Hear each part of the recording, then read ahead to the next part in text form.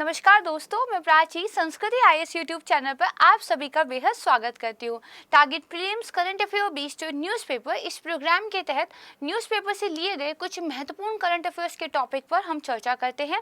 ये एक daily current affair video है, इसलिए आपको इसे रोजाना फॉलो करना है। हमने इसे प्रीलिम्स के लिए स्पेसिफिकली डिजाइन किया है, इसलिए हर एक टॉपिक के बाद एक एमसीक्यू पर भी हम चर्चा करते हैं।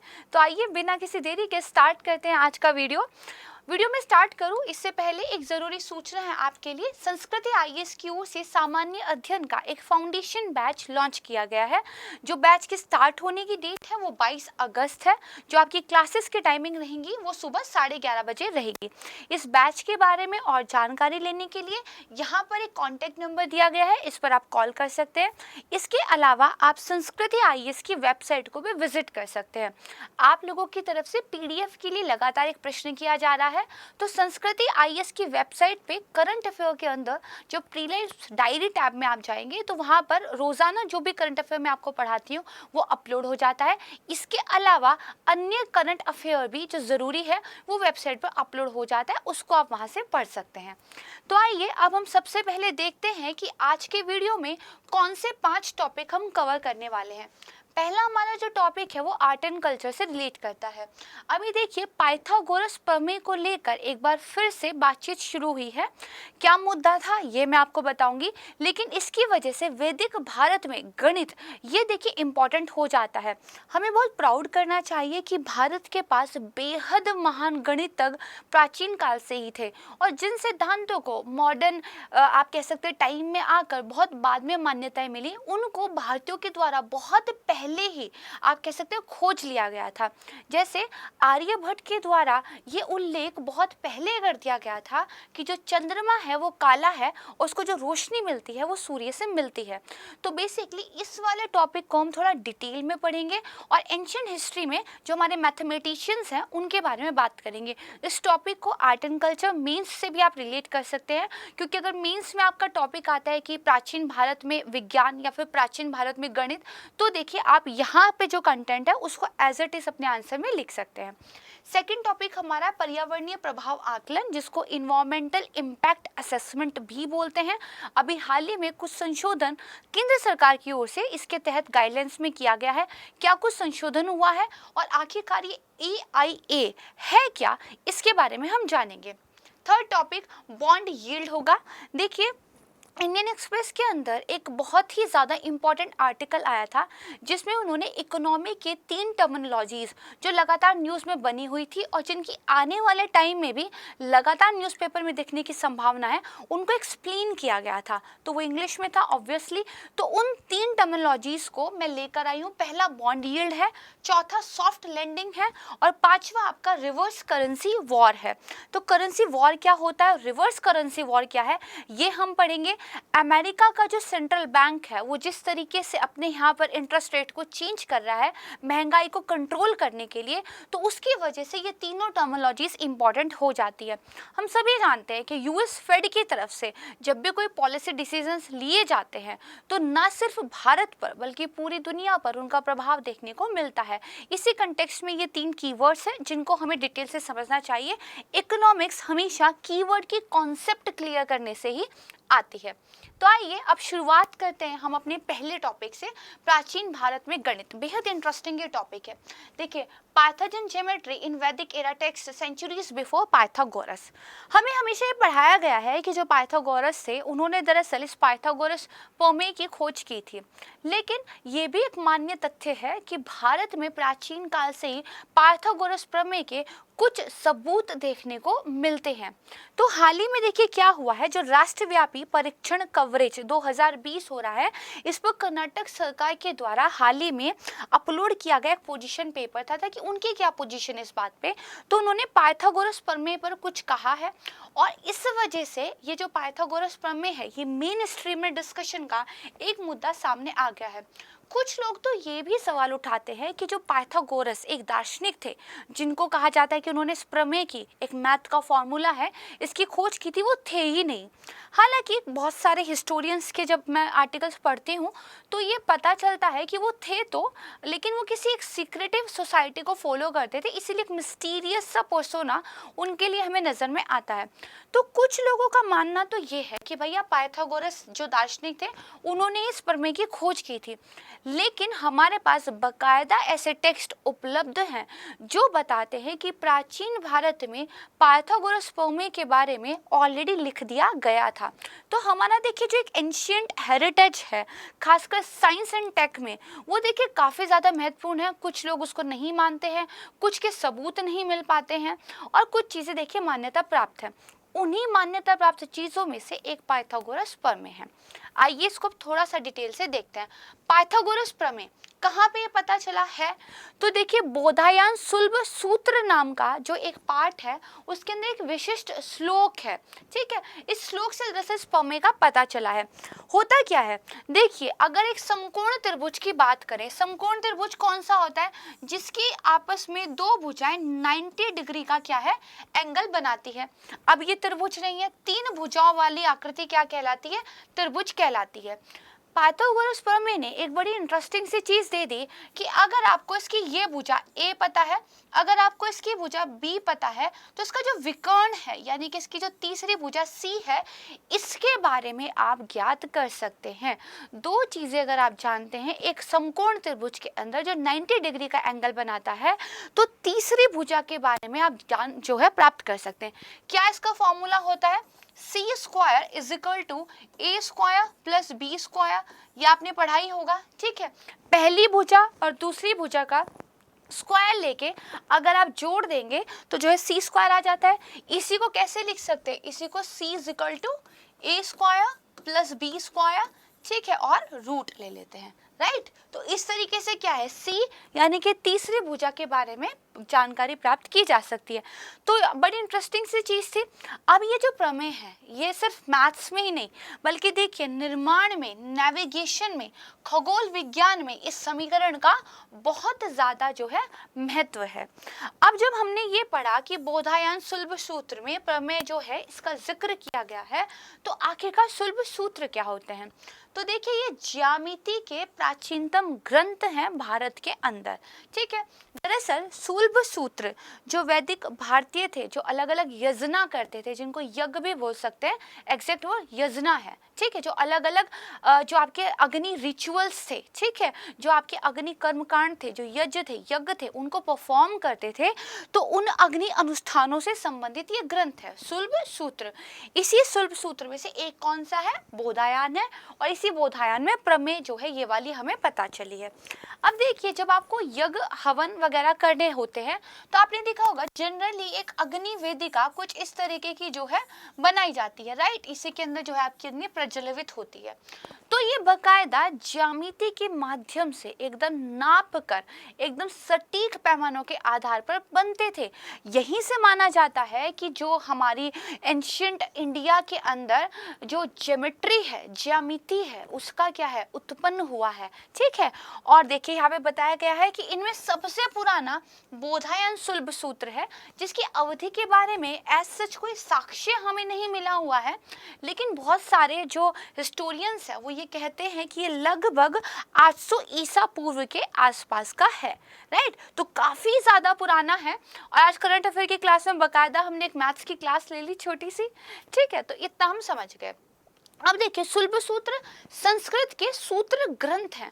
सूत्र ग्रंथ ये अपने आप में इंपॉर्टेंट हो जाता है। देखिए सूत्र मतलब फॉर्मूलाज, आप समझ लीजिए आज के टाइम में फॉर्मूलाज, देखिए एक बहुत बड़ी इक्वेशन आप सॉल्व करते हैं तब एक फॉर्मूला डेराइव करते हैं।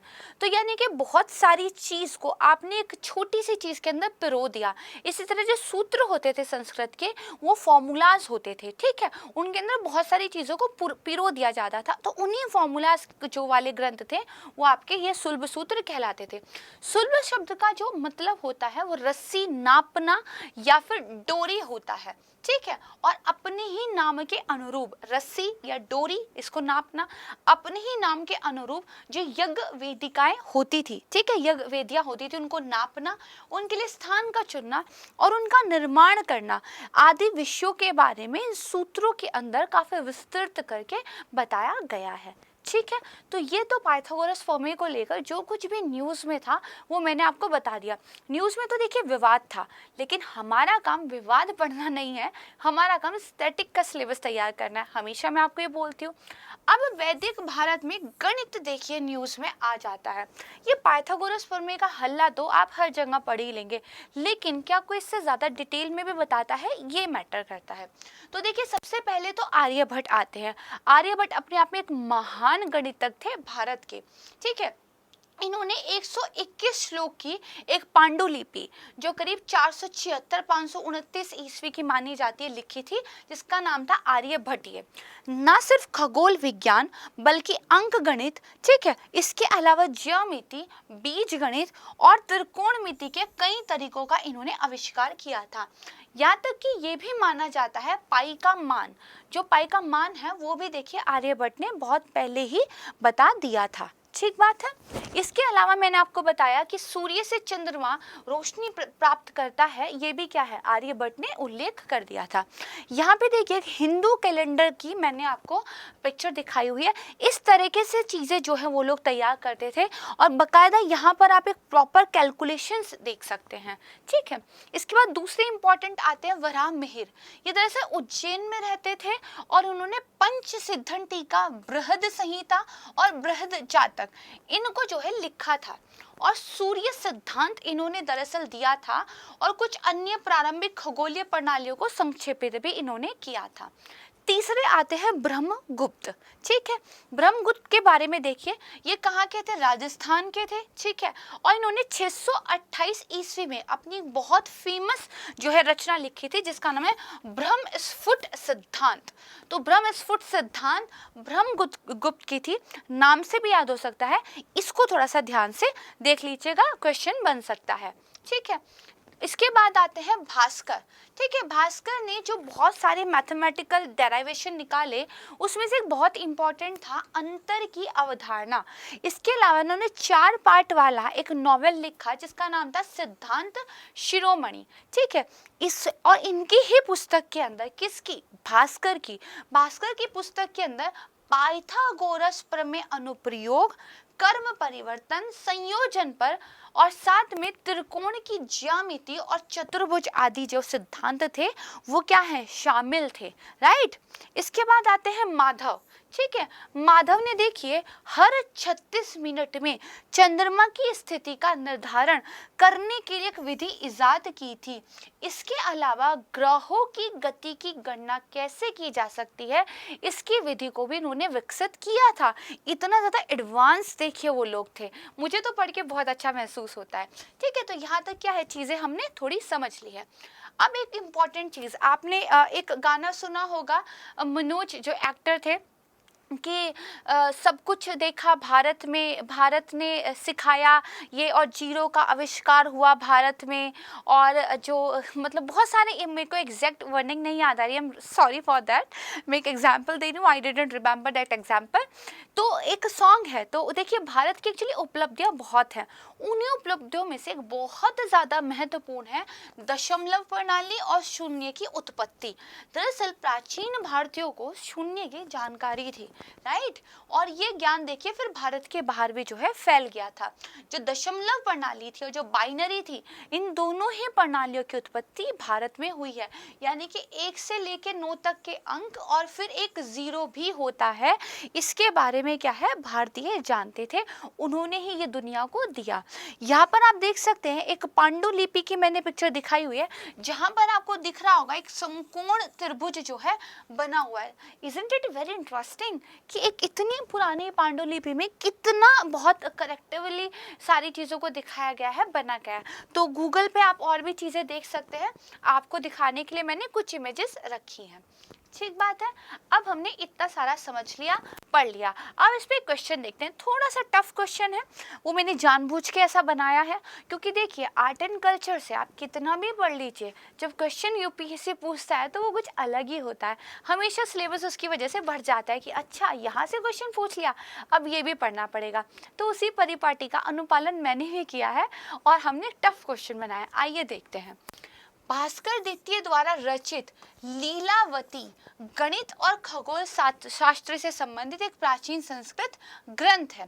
तो ठीक है भाई, लीलावती गणित और खगोल शास्त्र से तो संबंधित है, राइट। अब क्वेश्चन आता है कि क्या यह भास्कर द्वितीय द्वारा रचित है? ये ठीक है ना। तो ये वाला स्टेटमेंट क्या है, ठीक है, याद कर लीजिएगा। फिर देखिए ब्रह्मस्फुट सिद्धांत जो ब्रह्मगुप्त द्वारा रचित ज्योतिष शास्त्र और गणित से संबंधित एक ग्रंथ है। ये तो मैंने आपको याद कराया था ना कि ऐसा क्वेश्चन बन सकता है, इसीलिए याद कराया था कि ब्रह्मगुप्त नाम से याद कर लीजिएगा, ब्रह्मस्फुट सिद्धांत, राइट। तो ये भी ठीक हो गया। फिर देखिए आर्यभट्ट द्वारा ये उल्लेख किया गया था कि चंद्रमा के चमकने का कारण प्रतिबिंबित सूर्य का प्रकाश है। ये तो मैंने आपको एकदम वीडियो के स्टार्टिंग में बता दिया था। दिस इज ऑल्सो राइट, ठीक बात है।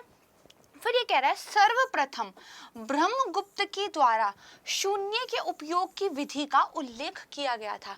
सबसे पहले इन्होंने ही देखिए जीरो का कैसे यूज होगा इसका उल्लेख किया था। ये अलग बात है, इन्होंने ये बताया था कि जब जीरो को जीरो से भाग देंगे तो कुछ भी नहीं आता है ना, जबकि स्टेटमेंट गलत हो जाती है क्योंकि मैथ से कहता है जीरो को जीरो से भाग देने पे कुछ भी आ सकता है ना, क्योंकि आपने शून्य को शून्य से, निर्वात को निर्वात से जब भाग दिया है तो कुछ भी आ सकता है, राइट। तो ठीक है, तो इन्होंने बेसिकली ये गलत बताया था, बट हाँ जीरो के अनुप्रयोग के बारे में सबसे पहले इन्होंने उल्लेख किया था। ठीक है, तो ये वाले स्टेटमेंट में क्या है आपके राइट है। यहाँ पे सही पूछा गया है तो चारों ही स्टेटमेंट राइट है, चारों आपको याद करनी है, डी आपका राइट आंसर हो जाएगा। ठीक बात है। अब चलते हैं हम अपने नेक्स्ट टॉपिक की तरफ, पर्यावरणीय प्रभाव आंकलन। ठीक है, प्रोजेक्ट्स नियर LOC यानी कि line of control, those of strategic value wouldn't need green light. तो देखिए केंद्र ने पर्यावरणीय प्रभाव के आकलन संबंधी नियमों में क्या है, संशोधन किया है। इस संशोधन के तहत नियंत्रण रेखा, लाइन ऑफ जो आपकी कंट्रोल है, ठीक है, वहां पर क्या होगा, उसकी सीमा के 100 किलोमीटर के भीतर अगर कोई डिफेंस और स्ट्रैटेजिकली इंपॉर्टेंस से संबंधित राजमार्ग परियोजनाएं बनेंगी तो उनको पर्यावरणीय मंजूरी की आवश्यकता नहीं होगी। LOC के 100 किलोमीटर के अंदर अंदर अगर आप कोई डिफेंस के लिए, रक्षा के लिए, ठीक है, कुछ आप जो है स्ट्रैटेजिकली रणनीतिक रूप से महत्वपूर्ण कोई राजमार्ग कुछ ऐसी चीज बना रहे हैं तो you don't need to acquire a environmental permission, right. इसको ध्यान रखिएगा।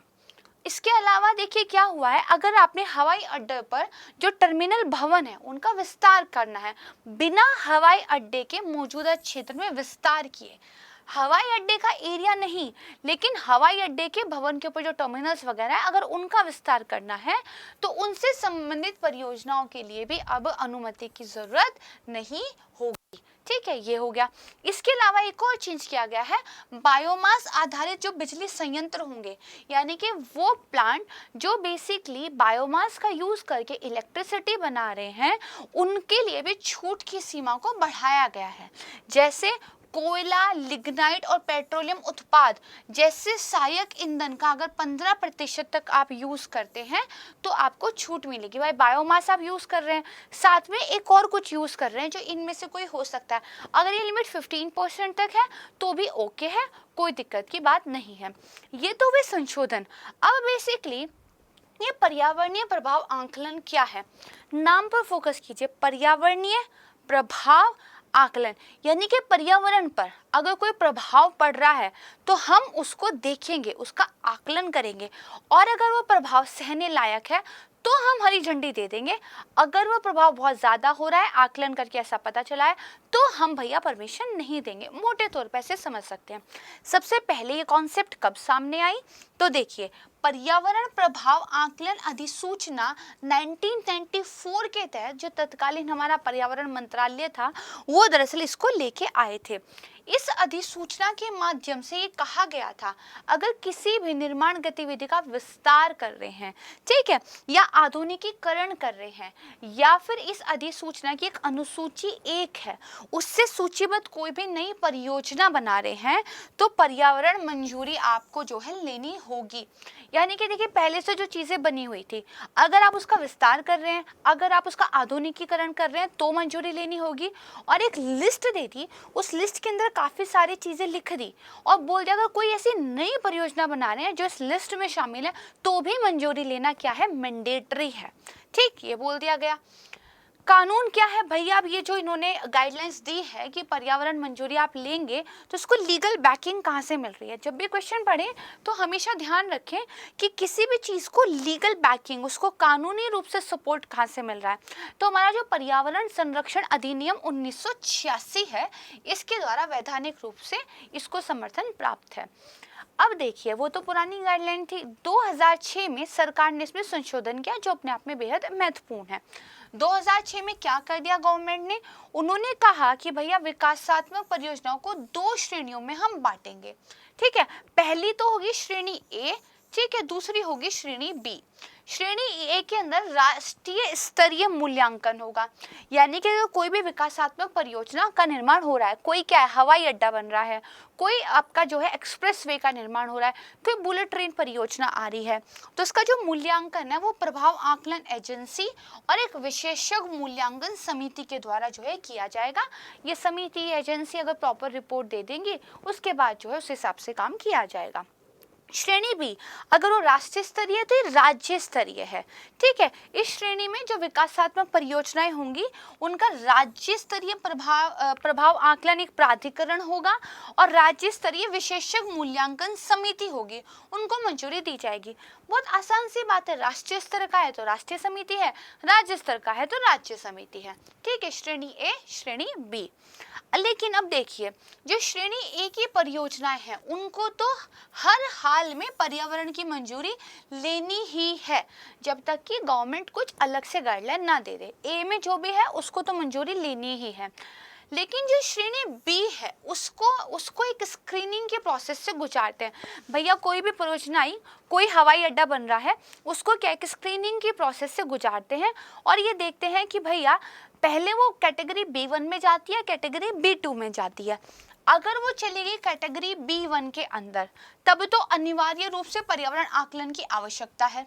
अगर वो चली गई कैटेगरी B2 के अंदर, तो इसको जो है आकलन की आवश्यकता नहीं रहेगी। ठीक बात है।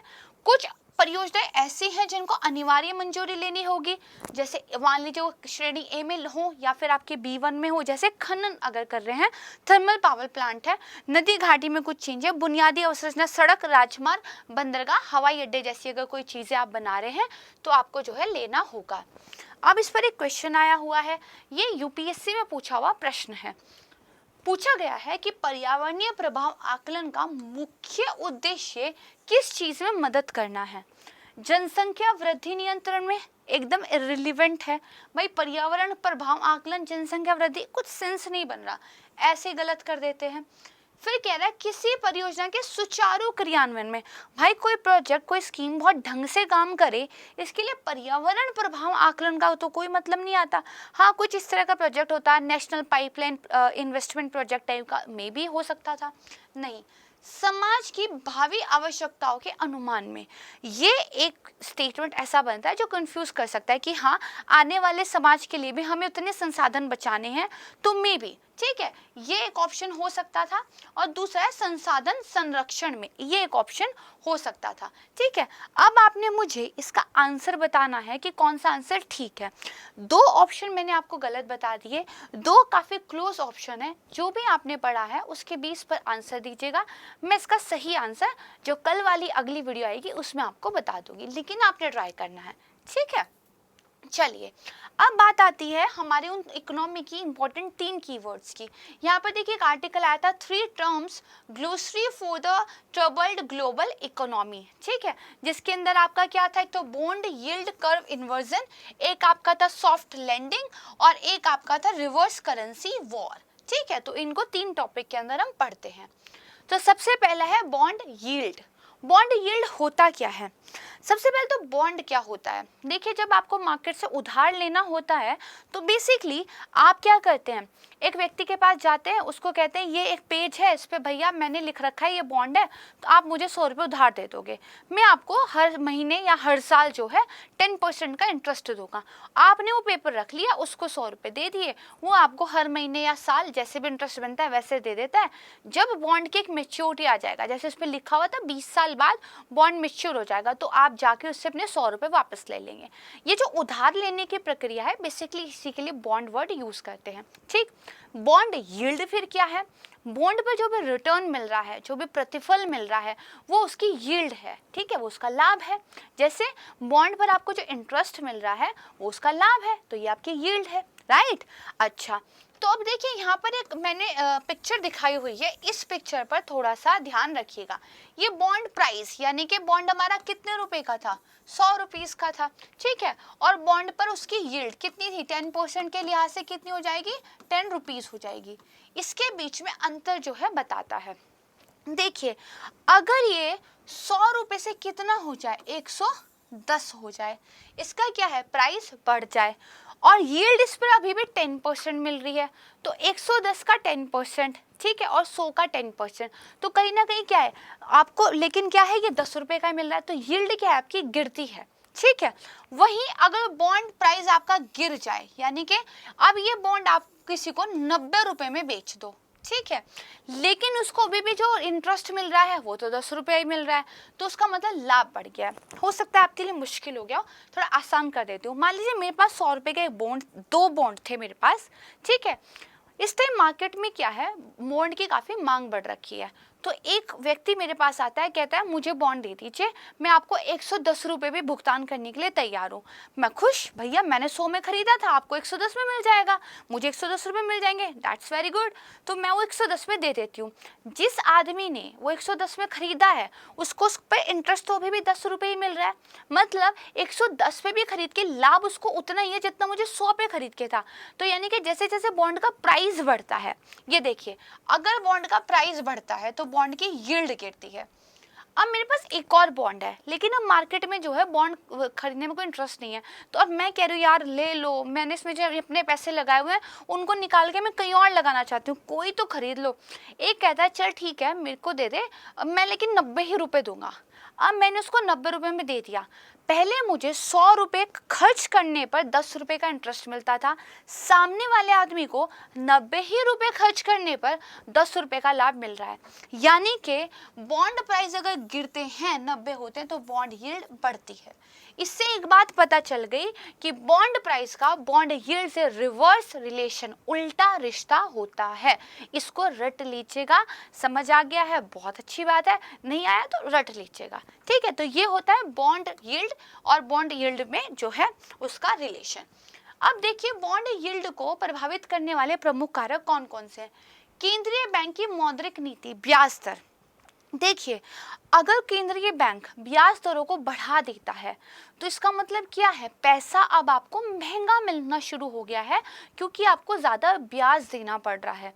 तो इसलिए लोगों ने जो बॉन्ड्स में पैसा लगाया हुआ था वो मे बी वहाँ से अपना पैसा निकाल के क्या करें, दूसरे लोगों को जो है इंटरेस्ट पे दे दें, क्योंकि अब उनको ज़्यादा इंटरेस्ट मिलेगा, डिपेंड ऑन मार्केट। ठीक है, तो अगर केंद्रीय बैंक इंटरेस्ट रेट को इधर उधर करता है तो देखिए बॉन्ड यील्ड पर उसका सीधा सीधा फर्क जो है पड़ता है, क्योंकि लोग या तो बॉन्ड ज़्यादा बेचने लगते हैं या ज़्यादा खरीदने लगते हैं, राइट। तो ठीक है, सरकार की राजकोषीय स्थिति।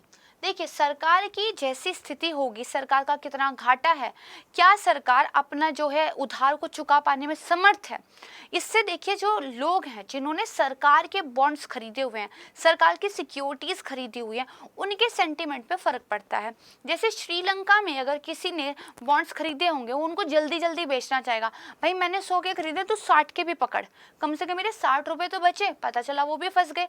वहीं इंडिया में गवर्नमेंट अच्छा कर रही है, तो किसी ने अगर 100 का खरीदा है तो अगले को 110 का बेचेगा, क्यों, क्योंकि उसको पता है कि मेरा बॉन्ड का पैसा कहीं खराब नहीं जाने वाला। तो इस सरकार की राजकोषीय स्थिति कैसे है, इससे भी जो है इस पर फर्क पड़ता है। ठीक है, सरकार की उधारियां, अगेन सेम बात है, वैश्विक बाजार। ठीक है, जो हमारा पूरा का पूरा ये मार्केट है इंटरनेशनल लेवल पर, ये किस तरह से परफॉर्म कर रहा है, ये इन्वेस्टर्स के माइंडसेट को जो है प्रभावित करता है। अगर उन्हें लगता है कि हमें फ़ायदा है तो उस तरीके से एक्शन लेते हैं, उन्हें लगता है हमें नुकसान है तो उस तरीके से एक्शन लेते हैं, तो ये भी आएगा। और महंगाई का भी देखिए इस पर फ़र्क पड़ता है। मेन चीज़ों को बहुत ज़्यादा डिटेल में भी आपको पढ़ा सकती हूँ, बट देन हमारा वीडियो शायद 2 घंटे का चला जाएगा। तो ये आपने बेसिक तरीके से समझ लेना है, जब आपको सर क्लास में डिटेल में पढ़ाएंगे तब आपने इसको पढ़ लेना है, ठीक है। अब देखिए एक वर्ड आता है bond yield curve inversion. Bond yield कर यानी कि जो बॉन्ड की यील्ड है, बॉन्ड का जो आप प्रतिफल है, उसको अगर एक कर्व के रूप में आप ग्राफिकली दिखा दें। मैं ये कहूँ भैया 1 साल की बॉन्ड यील्ड कुछ इस तरीके से जा रही थी, दूसरे साल की बॉन्ड यील्ड भैया इस तरीके से जा रही है, तीसरे साल की बॉन्ड यील्ड भैया इस तरीके से जा रही है। तो ये मैंने जो ग्राफ बनाया है ये क्या है, ये बॉन्ड यील्ड कर्व है, एक ग्राफिकल रिप्रेजेंटेशन है, ठीक है। अब भैया इसमें होता क्या है, देखिए सामान्य परिस्थितियों में जब कोई लंबी अवधि के लिए उधार देता है, जैसे ही कोई लंबी अवधि के बॉन्ड खरीदता है तो उसको अधिक प्रतिफल मिलता है। लंबी अवधि के लिए रिटर्न अधिक होता है, साथ ही विफलता का जोखिम भी अधिक रहता है। लेकिन जो हमारी यील्ड कर्व है अगर ये इन्वर्ट हो गई यानी कि उल्टी हो गई, इसका मतलब ये होता है कि लंबी अवधि के जो हमारे बॉन्ड की यील्ड थी, ठीक है, निवेशक क्या है वो भविष्य में वृद्धि कमजोर होने की उम्मीद कर रहे हैं। मतलब लंबी अवधि में यहाँ से देखिए जो हमारी 10 साल की अवधि वाले बॉन्ड की तुलना में अधिक प्रतिफल का भुगतान करते हैं। मुश्किल हो गया, आसान करते हैं। देखिए जनरली होता क्या है, जो लॉन्ग टर्म वाले जो 10 साल वाले बॉन्ड्स होते हैं उनकी यील्ड ज़्यादा होती है, ठीक है, और जो शॉर्ट टर्म वाले बॉन्ड्स होते हैं उनकी यील्ड कम होती है। ये जनरली होता है। लेकिन मान लीजिए निवेशकों को ऐसा लग रहा है कि इस देश की अर्थव्यवस्था ठीक नहीं है, लॉन्ग टर्म में यहाँ प्रॉब्लम्स आएगी, तो वो क्या करने लगते हैं, लॉन्ग टर्म वाले बॉन्ड अपने जल्दी जल्दी बेचने लगते हैं। जब कोई चीज़ आप जल्दी जल्दी बेचोगे तो उसके प्राइस गिर जाएंगे, बॉन्ड के प्राइस कम होते बॉन्ड की यील्ड गिर जाती है, ठीक है। तो यहाँ पे क्या हो गया, जनरली जो 2 साल की बॉन्ड यील्ड ज़्यादा रहती थी और 10 साल की कम रहती थी, ये उल्टा हो गया। जल्दी जल्दी बेचने की वजह से 10 साल वाली यील्ड ऊपर चली गई, 2 साल वाली नीचे आ गई। इसी को बॉन्ड यील्ड इन्वर्जन बोलते हैं, ठीक है। यहाँ पे देखिएगा 2 साल की अवधि वाले बॉन्ड 10 साल की अवधि वाले बॉन्ड की तुलना में अधिक प्रतिफल का भुगतान करते हैं, उनकी यील्ड ज़्यादा होती है, रिटर्न ब्याज दर ज़्यादा होता है, इसको बोलते हैं बॉन्ड यील्ड इन्वर्जन कर्व, ठीक है। देखिए टफ से टॉपिक है, थोड़ा आसान करके समझेंगे। अपनी पिछली वीडियोस में भी मैं इनको बहुत अच्छे से समझा चुकी हूँ, उनको भी अगर आप देखेंगे तो धीरे धीरे अगर रोज़ाना वीडियो फॉलो करेंगे तो चीज़ें आपको समझ आ जाएंगी, क्योंकि किसी एक वीडियो में हम सब कुछ नहीं पढ़ाते हैं, सब वीडियो में थोड़ा थोड़ा पढ़ाते हैं, ठीक है। अब यहाँ पर देखिए बॉन्ड यील्ड के बारे में क्वेश्चन देखते हैं कि ये किससे प्रभावित होता है, ठीक है। अभी हमने कुछ फैक्टर्स देखे जिनसे बॉन्ड यील्ड प्रभावित होता है, वो मुख्य कारण थे, लेकिन कुछ अन्य भी कारण हैं जिनसे बॉन्ड यील्ड प्रभावित होता है, उनको मैंने क्वेश्चन के रूप में आपसे पूछ लिया है। ये क्वेश्चन यूपीएससी में भी आ चुका है। जैसे देखिए यूनाइटेड स्टेट्स फेडरल रिजर्व की कार्रवाई से, ठीक है। दूसरा कह रहा है भारतीय रिजर्व बैंक के कार्य से, मुद्रास्फीति और अल्पकालिक ब्याज दरों के कारण। देखिए भारतीय रिजर्व बैंक के कार्य से तो प्रभावित होता है, मैंने आपको बताया इंटरेस्ट रेट वाला एग्जाम्पल, ये बिल्कुल ठीक है। फिर मैंने आपको बताया था महंगाई या फिर अल्पकालिक ब्याज दर, इंटरेस्ट रेट ऊपर नीचे अगर हो रहे हैं इससे भी ये प्रभावित होता है, ठीक बात है। अब यूएस फेड वाली बात आती है। वीडियो की शुरुआत ही हुई थी कि जो यूएस फेड है उसकी वजह से 3 टर्म्स जो है न्यूज़ में आ रही है। तो दरअसल मैंने आपको बताया था यूएस फेड जब भी कुछ पॉलिसी चेंज करता है तो पूरी दुनिया पे उसका प्रभाव देखने को मिलता है, वो प्रभाव बॉन्ड यील्ड पर भी पड़ता है, ठीक है। तो ये वाला स्टेटमेंट भी क्या है आपका, ठीक है। पूछता है सही उत्तर कौन सा है, डी इसका आंसर हो जाएगा 1 2 3, राइट, ध्यान रख लीजिएगा। अब हम बात करते हैं 4th टॉपिक की, दैट इज सॉफ्ट लैंडिंग। आसान है, ज़्यादा मुश्किल नहीं है। तो देखिए मान लीजिए किसी देश में महंगाई बहुत बढ़ रही है, और ये मैं आपको पढ़ा चुकी हूँ और आपको पता भी है, जब महंगाई बढ़ती है तो केंद्रीय बैंक की जिम्मेदारी होती है उसको कंट्रोल करे। उसको कंट्रोल करने के लिए वो क्या करते हैं, वो पैसे को महंगा कर देते हैं, मार्केट से पैसा खींच लेते हैं। तो पैसा महंगा कैसे होता है, जब पैसा आपको महंगा मिले यानी कि जब आपको पैसे पे ब्याज ज़्यादा देना पड़े। ठीक है, जब देखिए आप मार्केट से पैसा खींच लेंगे, इंटरेस्ट रेट बढ़ा देंगे, जो बिजनेस वगैरह है वो लोन ले नहीं पाएंगे, तो अर्थव्यवस्था में धीरे धीरे मंदी आनी शुरू हो जाएगी। तो देखिए अगर इस मंदी को लगातार रखा जाए और ये चीज़ ज़्यादा मुश्किल हो जाए तो हो सकता है अर्थव्यवस्था में रिसेशन आ जाए।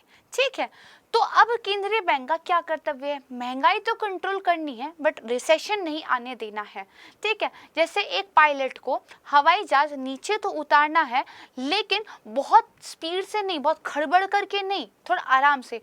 तो हवाई जहाज क्या करता है? सॉफ्ट लैंडिंग करता है, बहुत आराम से। एक इस तरह की कर्व के साथ, मान लीजिए आपका प्लेन था, इस तरह की कर्व के साथ जो है नीचे आता है, this is your soft landing.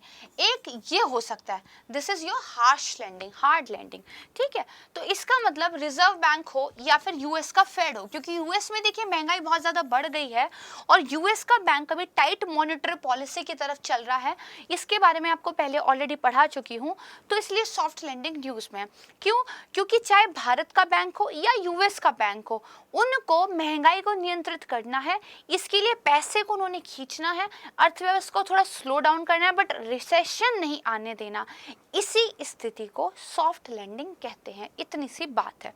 यहाँ पे देखिए ये आपकी जो अर्थव्यवस्था है प्रॉपर ग्रो कर रही थी, लेकिन अब आपने क्या है, पैसे में थोड़ी कमी कर दी, पैसा महंगा कर दिया, तो अब ये ग्रोथ क्या है, थोड़ी सी स्लो हो जाएगी। आगे आगे चलेंगे तो फ्लैट ग्रोथ हो जाएगी, लेकिन यहाँ आप देखेंगे नीचे गिर रही है, रिसेशन आ रहा है। तो जो ग्रोथ है इस पीरियड को हटा दीजिए, जो रिसेशन है इसको हटा दीजिए, ये जो स्लो ग्रोथ और फ्लैट ग्रोथ है, इतना जो ये एरिया है इसी को बोलते हैं सॉफ्ट लैंडिंग। राइट, तो इतना ध्यान रखिएगा। ठीक है, यहाँ पर यही बताया गया है कि जब कोई केंद्रीय बैंक मंदी लाए बिना अर्थव्यवस्था को धीमा करने में सफल हो जाता है तो इसको सॉफ्ट लैंडिंग कहते हैं। इसके विपरीत जब केंद्रीय बैंक की कार्रवाई से मंदी की, रिसेशन की स्थिति उत्पन्न हो जाए तो इसको हार्ड लैंडिंग कहते हैं। ठीक है, ये हो गया। अब आपको ये समझ में आ गया, अब इस पे क्वेश्चन देख लेते हैं। अर्थव्यवस्था में ऐसी स्थिति जिसमें अर्थव्यवस्था में स्लो डाउन आ जाता है लेकिन रिसेशन की स्थिति नहीं आती, उसको क्या बोलते हैं? Hard landing, soft landing, hawkish नीति, डॉविश नीति, क्या बोलते हैं? हमने जो भी पढ़ा वही बोलते हैं, सॉफ्ट लैंडिंग बोलते हैं। Right, B. लेकिन अगर ऐसी स्थिति जिसमें अर्थव्यवस्था रिसेशन में ही चली जाए उसको क्या बोलेंगे? उसको हार्ड लैंडिंग बोलेंगे। ठीक बात है, आसानी से समझ में आ गया। चलिए अब हम बात करते हैं रिवर्स करेंसी वॉर की। ठीक है, देखिए रिवर्स करेंसी वॉर, सबसे पहले तो आपको पता हो कि करेंसी वॉर क्या होता है। देखिए होता क्या है, सबसे पहली बात बिल्कुल बेसिक से शुरुआत करते हैं। कोई भी देश ज़्यादा पैसे कमाना चाहता है, ज़्यादा पैसे वो इंटरनेशनल लेवल पर व्यापार करके कमाना चाहता है। तो मान लीजिए भारत अभी क्या कर रहा है, अभी एक जो डॉलर है, ठीक है, एक जो डॉलर है आपका वो कितना चल रहा है, 80 रुपये पे पहुंच गया था। हालांकि ये 79 पॉइंट समथिंग पे पहुंच गया है, लेकिन मान के चलते हैं 1 रुपया मतलब 80 रुपये। मैं चीनी बनाती हूँ, वैसे मैं बनाती नहीं हूँ, मुझे चीनी पसंद है, मीठा मुझे पसंद है। खैर, तो मान लीजिए मैं चीनी बनाती हूँ, मैंने चीनी जो है बेच दी, मुझे बदले में क्या मिला? मुझे बदले में भैया $100 मिले।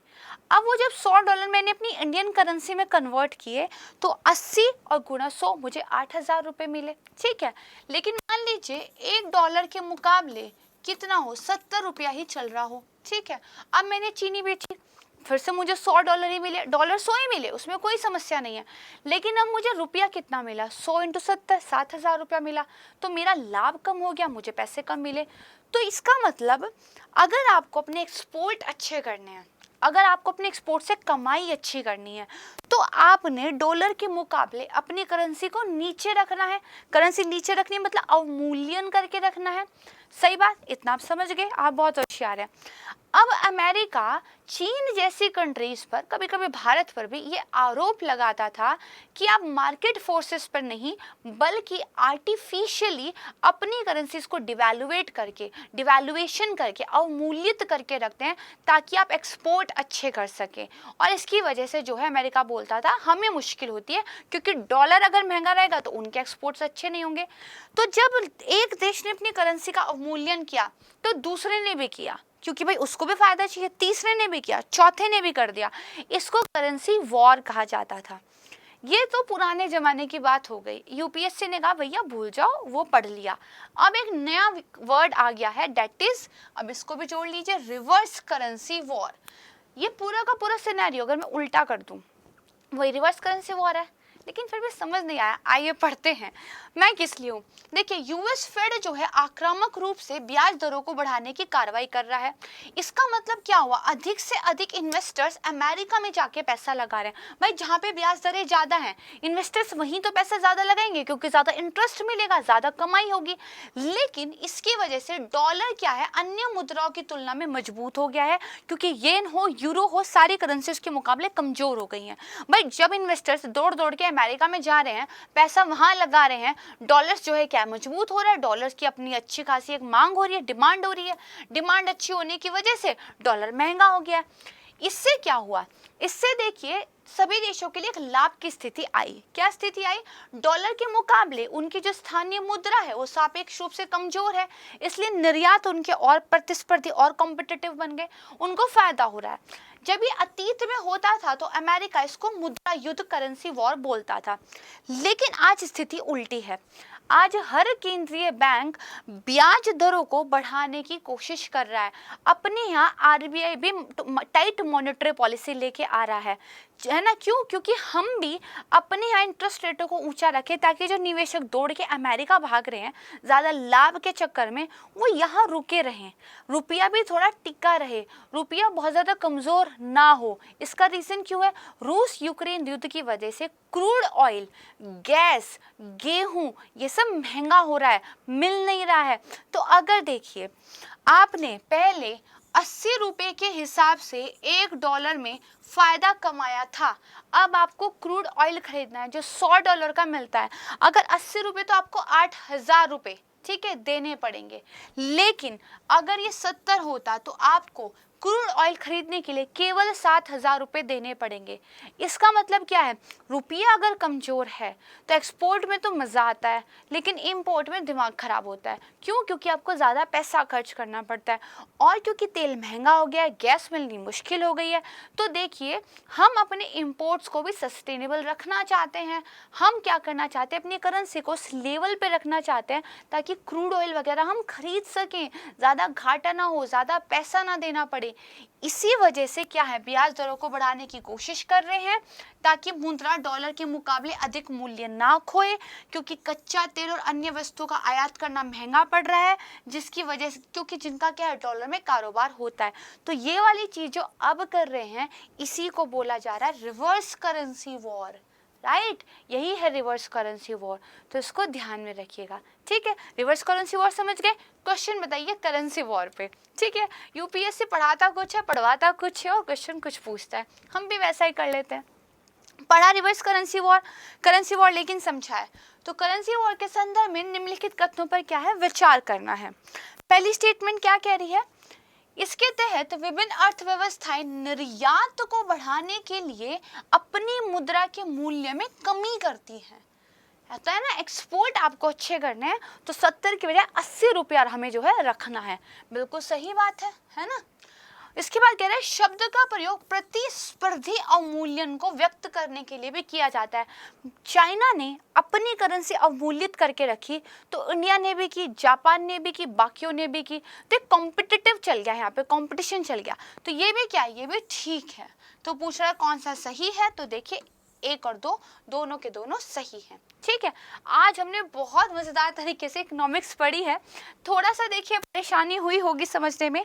अगर बॉन्ड यील्ड वाला टॉपिक नहीं समझ आया है तो कमेंट सेक्शन में बता दीजिएगा। मैं अगेन जब भी ये न्यूज़ में आएगा उसको बेटर एक्सप्लेन करने का ट्राई करूँगी, या फिर एक हम डेडिकेटेड वीडियोस पर आपके लिए बना देंगे, ठीक है। तो चलिए आज के लिए बस इतना ही।